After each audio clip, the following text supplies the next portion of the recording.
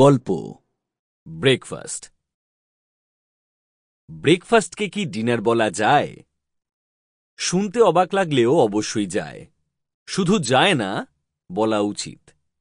খাবার দাবারের ইতিহাস খেয়াল করলে দেখা যাবে দেশে দেশে কালে কালে মানুষের খাবারের সময় বদলেছে। এই তো 100-150 বছর আগেও মানুষ দিনের সেরা খাবারটা আলো থাকতে থাকতে খেয়ে নিত।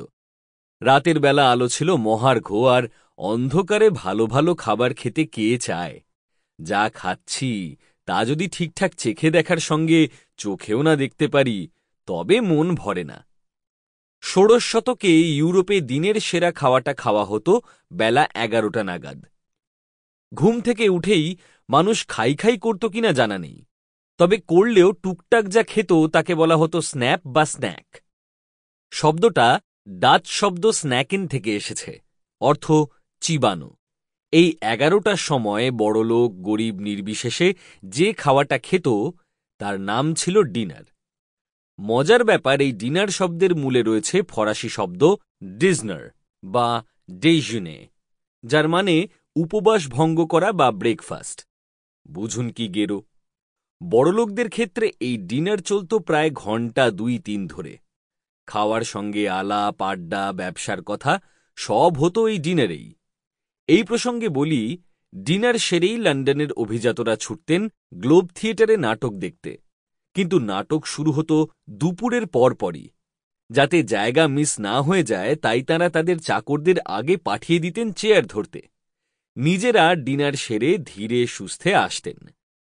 নাটকের মাঝে দেখতে বসলে অনেক সময় নাটকের মাথা মুন্ডু কিছুই বুঝতেন না, আর রেগে গিয়ে বেজায় হট্টগোল বাঁধিয়ে দিতেন। ডিনারে সদ্য পান করে আসা পানীয় এই কাজে প্রভূত সাহায্য করত। নাটকের কলাকুশলীরা তো লবে যান। এসব দেখে শেক্সপিয়ার নামের এক ছোকরা ভালো বুদ্ধি ঠাউরালেন। খেয়াল করে দেখলেন ডিনার সেরে অভিজাতদের আসতে আসতে প্রায় তৃতীয় অঙ্ক শুরু হয়ে যায়। তাই তিনি নিজের নাটকগুলো এমনভাবেই লিখলেন যাতে তৃতীয় অঙ্কের পরই নাটকের আসল ঘটনা ঘটতে থাকে। প্রথম 2 অঙ্ক না দেখলেও চলে। ভেবে দেখুন, শুধু ডিনারের সঙ্গে অ্যাডজাস্ট করতে শেক্সপিয়ারকে নাটকের ধরন পাল্টাতে হয়েছিল। যা বলছিলাম, ধীরে ধীরে ডিনার পিছাতে থাকল, আর সে জায়গায় এলো নতুন শব্দ লাঞ্চ, যাকে অভিজাতরা বলতেন লাঞ্চেয়ন। মুশকিল হল, এই লাঞ্চেয়ন যে অ্যাংলো স্যাক্সন শব্দ নাঞ্চেয়ন থেকে এসেছে, তার মানে দুপুরের পানীয়, খাবার নয়। সোজা কথা, ডিনারের আগে হালকা কিছু খাবার আর পানীয় খাওয়ার নামই ছিল লাঞ্চ। দিনের আলো থাকতে থাকতে ডিনার সেরে নিতেন সবাই। রাতে শোবার আগে হালকা স্ন্যাক্স আর চা। এই ভোজনের নাম সাপার, যা সরাসরি ফরাসি সাপার থেকেই ইংরাজিতে এসেছে, মানে সন্ধ্যার খাওয়া। তাহলে ব্যাপারটা কি দাঁড়ালো? ডিনারের পর মানুষজন নড়তে চড়তে পারতেন না, বিশ্রাম নিতেন, নাটক দেখতেন।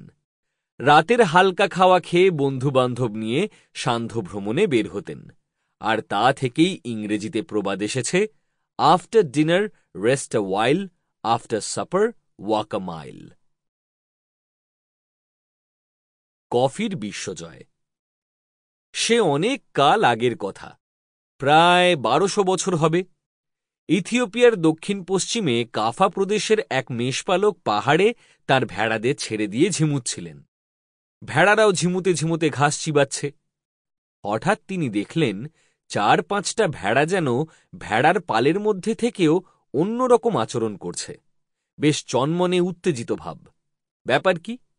দেখতে গিয়ে দেখলেন সেগুলো ঘাস না খেয়ে পাশের এক ঝোপ থেকে মাটিতে খসে পড়া লাল লাল ফল খাচ্ছে, আর খেয়েই লাফালাফি শুরু করেছে। একটু ভয়ে ভয়ে তিনিও 2-3টে ফল খেলেন। ঘুম উড়ে গেল নিমেষে। বাহ রে বলে তিনি সেই ফল বেঁধে নিয়ে এলেন গাঁয়ে। খবর ছড়িয়ে পড়ল।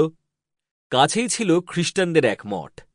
সেখানকার সন্ন্যাসীরা সেই ফল নিয়ে এলেন, মঠে গাছ লাগালেন, আর বহু চেষ্টার পরে কাদাটে খয়েরি এক তরল বানালেন, যা পান করলে রাতে Sample complete. Ready to continue?